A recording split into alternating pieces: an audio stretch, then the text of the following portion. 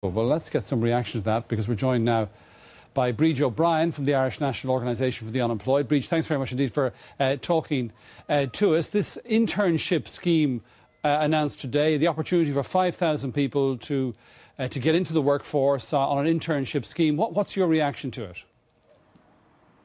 Well, we welcome the announcement today. Very struck by the vision both the chair of the steering group has, Martin Murphy, and the minister, Joan Burton, has for the scheme.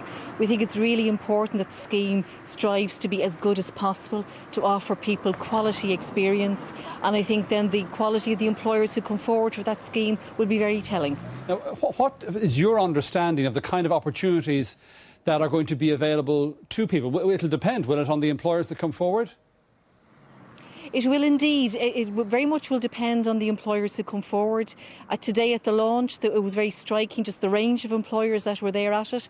And I think if they can build on the initial interest that's shown and build on that, I think it will be very important. There certainly seems to be plenty of interest from the private sector, and that's to be welcomed. So I think very much it will, who participates really from the employer side will be critical.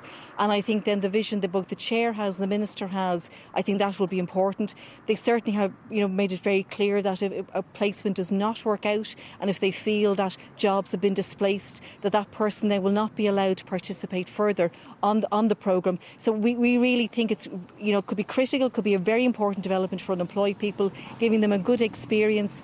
The minister is hopeful it will, materialise into a job, and that would be great if it did. It could, and if it did, it could prove to be a very cost-effective way of creating jobs. Yeah, I suppose for a lot of people, particularly people who are facing into long-term unemployment and maybe don't have a lot of, in terms of educational background, a lot of skills. Maybe they've been working in more traditional industries. They might be wondering tonight whether there's really going to be anything in this for them. There could be, and we would encourage anybody who has an interest to explore it. The website is called jobbridge.ie.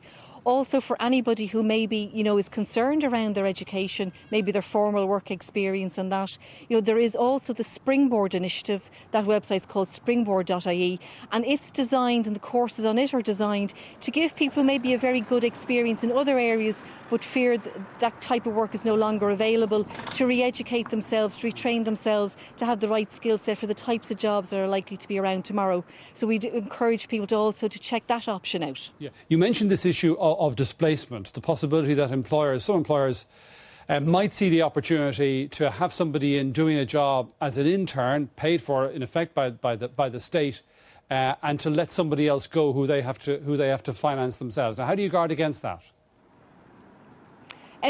Basically, they're going to ask employers to sign a document to say that has not happened, and I think then it's critical that they monitor it. They have aspirations for the scheme, and if they're to realise those, I think how they monitor it will be very important. And I think they really do need to ensure that people live up to what they've signed up to, and that the opportunity they're giving people is real, it's meaningful, and that they have not displaced an existing job. All right, so you'll be encouraging people to go for this, and just briefly again, the website where they can find further information? Jobbridge.ie was the scheme that was announced today, and if anybody wants to look at further education options, there's also springboard.ie. Okay, jobbridge.ie and springboard.ie. Bríd O'Brien, thanks very much indeed for talking to us. Thank you.